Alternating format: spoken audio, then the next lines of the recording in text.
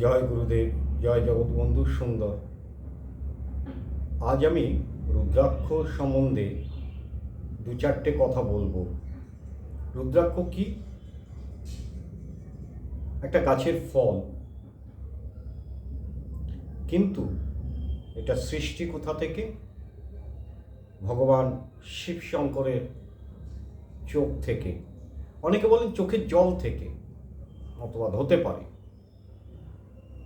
কিন্তু রুদ্রাক্ষ যদি আমরা সন্ধি বিচ্ছেদ করি তাহলে কি দাঁড়াবে? রুদ্র যুক্ত অক্ষ,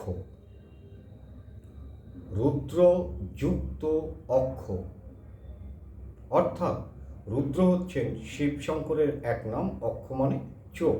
তাহলে শিবের চোখ থেকেই এই রুদ্রাক্ষের জন্ম। এই রুদ্রাক্ষ ক প্রকারের হয়?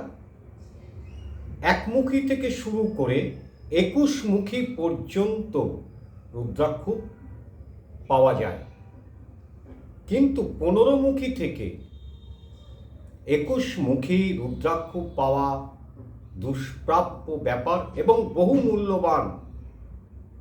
21 মুখী রুদ্রাক্ষটা খুবই মূল্যবান। তো এই রুদ্রাক্ষ সম্বন্ধে যতটুকুনি আমি জানলাম ততটুকুনি বললাম। এইবারে একমুখী, দ্বিমুখী, তিনমুখী, চারমুখী, পাঁচমুখী এই রুদ্রাক্ষগুলোর গুণাগুণ সম্বন্ধে আমি একটু বলবো। এবং এই রুদ্রাক্ষ ধারণ করলে সর্বপ্রকারই রুদ্রাক্ষের একটা গুণ আছে। সেই গুণগুলো কি কি সেটা আমি বলছে যে একমুখী রুদ্রাক্ষ ধারণ করলে কি হয়? মহাপাপ নাশ হয়, জ্ঞান ও সাত্ত্বিকতা এবং সর্বসিদ্ধি লাভ হয়। এতে ধন ধান্যাদি ঐশ্বর্য বৃদ্ধির সঙ্গে দৈবী কৃপা লাভ হয়।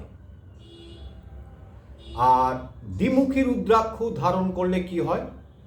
চঞ্চলতা নাশকারী, কামনা বাসনাপূর্ণ, বশীকরণ, ভূতাদি বাধানাশ, মৃগী ও মূর্ছারোগ নাশক, স্ত্রীলোকের পক্ষে অত্যন্ত উপকারী এই দ্বিমুখী রুদ্রাক্ষ। আবার ত্রিমুখী রুদ্রাক্ষ ধারণ করলে কি হয়? সুখ শান্তি, কার্যসিদ্ধি, বিদ্যালাভ ও জ্ঞান লাভ হয়। আর চতুর্থমুখী রুদ্রাক্ষ ধারণ করলে কি হবে? পূজা, স্পর্শ ও ধারণে সর্ববিধ মঙ্গল হয়। পঞ্চমুখী রুদ্রাক্ষ ধারণ করলে কি হয়? মোক্ষদাতা, কামনা পূরণকারী, শান্তিদাতা। তবে কমপক্ষে 3টি ধারণ করা বিধেয়। তাহলে পঞ্চমুখী রুদ্রাক্ষ একটা ধারণ করলে হবে না, 3টে পঞ্চমুখী রুদ্রাক্ষ একসাথে ধারণ করতে হবে।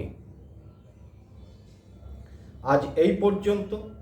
আবার পরের দিন বাকি রুদ্রাক্ষ সম্বন্ধে আমি আলোচনা করে দেব।